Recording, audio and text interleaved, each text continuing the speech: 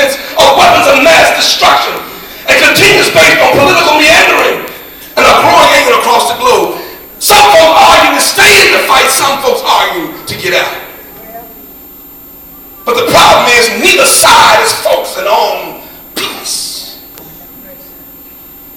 How the world, even our leaders, don't articulate it well, because peace is the very essence of Jesus. John Wesley stated that peace is what Jesus created and enjoyed, therefore he left it with us. Not that the world gives it unsatisfying, unsettled, and transient, but filling the soul with constant, even tranquility. It's also maintained by the Holy Spirit, and Jesus leaves peace with us, but it's the essence and the presence of God that allows it to be manifested. In other words, we can't have peace if God is not there. Hebrews, in the Hebrew language, is translated as shalom. If you ever talk to someone of a Hebraic faith, they greet you in peace. Shalom. But shalom is also translated completeness and soundness, tranquility, contentment, and friendship. Shalom also means friendship. Now I better understand when the songwriter wrote what a friend we have in Jesus. In other words, what peace we have in Jesus. Even Isaiah goes on to write in chapter 11, if you keep on reading, the wolf will lie down with the lamb, the leopard will lie down with the goat, the calf and the lion and the yearling together, and a little child shall lead them. Then it goes on to say the cow will feed with the bear, the young will lie down together, and the lion will eat straw like an ox. In other words, there's going to be peace when Jesus comes again. That's why I'm not worried about when Jesus comes, because if I'm a believer, I'm going to have some peace. Now, if you don't know Jesus, you ought to be scared. I mean, if you don't know Jesus, because the Bible is very clear, when he comes this time, he's not coming to save. He's coming to get his that belong to him. And the rest of us who don't believe, if people don't believe, brother, then they will be destroyed. So it's okay if Jesus comes if you believe. So that's why I push so hard for us to understand who Jesus is, so that our faith will be consistent, it will be constant as we go through life. Not only is it translated shalom, peace is a gift from Jesus. Psalms 29 lets us know that God gives strength to his people and he blesses us with peace. By Jesus just showing up in the world, we know that peace came. For the angels remind us through the shepherds when they told them what Jesus like said, glory in the highest, peace and goodwill toward men. Can you imagine being a shepherd in the midst of an open field? And all of a sudden now you watch for lions and tigers and bears and wolves. You're looking for somebody to come take your sheep, or somebody trying to hunt and take one of the sheep from you, and all of a sudden angels appear. Can you imagine being out there saying, whoa, and all of a sudden they say to you, peace. You're scared. He said, peace and goodwill toward men, for the Son of God has shown up. That ought to make us feel good. But can you imagine hearing that for the first time? I'm glad that they heard it and not me. I'm glad I'm in a generation that now understands that Jesus has already come and now is mediating on our behalf with Christ. We're in a special dispensation of love from Jesus. And we ought to thank God for it. For peace is a gift from Jesus. Not only is it a gift from Jesus, it's also our legacy. It is the promise of God throughout the scriptures. For those who obey his commands and keep his mind on him. Isaiah 26 and 3 reminds us, he will keep him in perfect peace, whose mind is stayed on Jesus.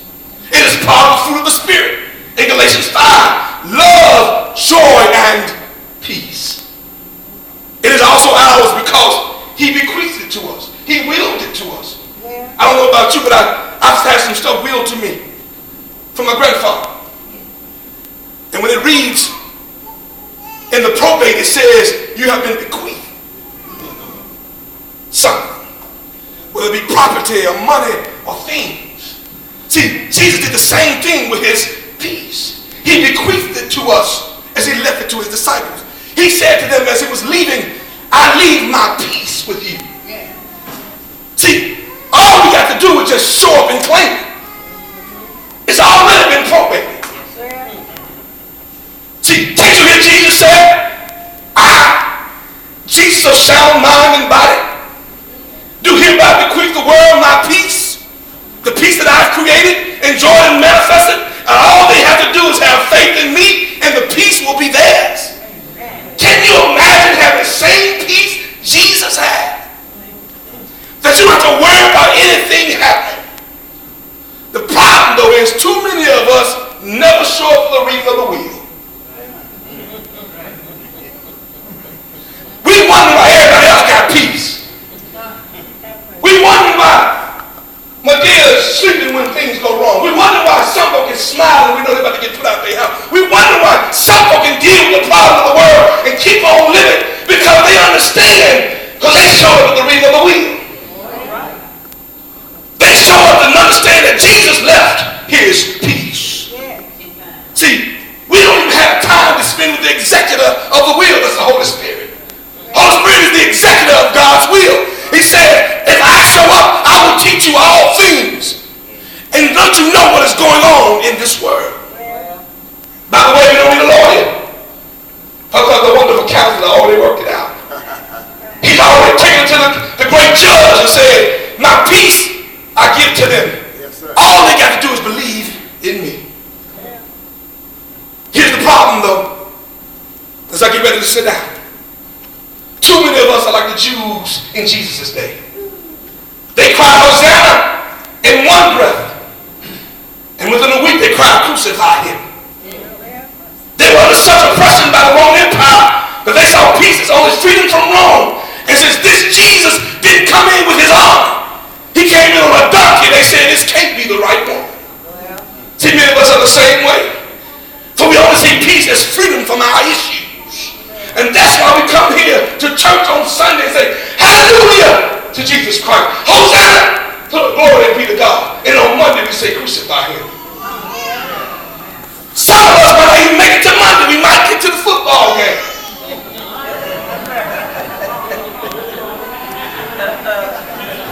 Or get to going out tonight. Some of us might not make it to next Sunday because we're going to say crucify him before we even get back. See, the problem is it's done by our actions and by our words. As I sit down, I remind you, Jesus is my peace. Even if he never does another thing for me, as Barry Crawford sings, he's done enough. You heard that song? Jesus has done enough for me. If I never get blessed again, I've been blessed aplenty. If I never have another blessing, God has done a lot for me. And I owe him to tell him thank you. So when I consider the goodness of God and how he's blessed me, how his peace continues to surpass any understanding I may have, I gotta tell him thank you for your comfort and your peace. And as I consider the chaos that we sometimes face, the violence in our neighborhoods, in the streets that we live on, I thank God for the peace I have in my life. Oh, where would I be if the Lord were not on my side? If his blood hadn't covered me, if his love hadn't saved me, if his peace doesn't keep me. Now I better understand what a friend we have in Jesus. All our sins and griefs to bear. Oh, what a privilege it is to carry everything to God in prayer. Oh, what peace. Yes. Oh, what peace we often forfeit. Oh, what needless sins and frames we bear. All because we do not carry everything to God in prayer. All you got to do is believe in what Jesus said unto us. Amen. Trust in me. Hold fast to me.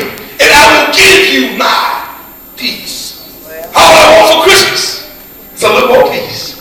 All I want for Christmas is a lot more Jesus. And if I have a lot more Jesus, then I can wish you a Merry Christmas.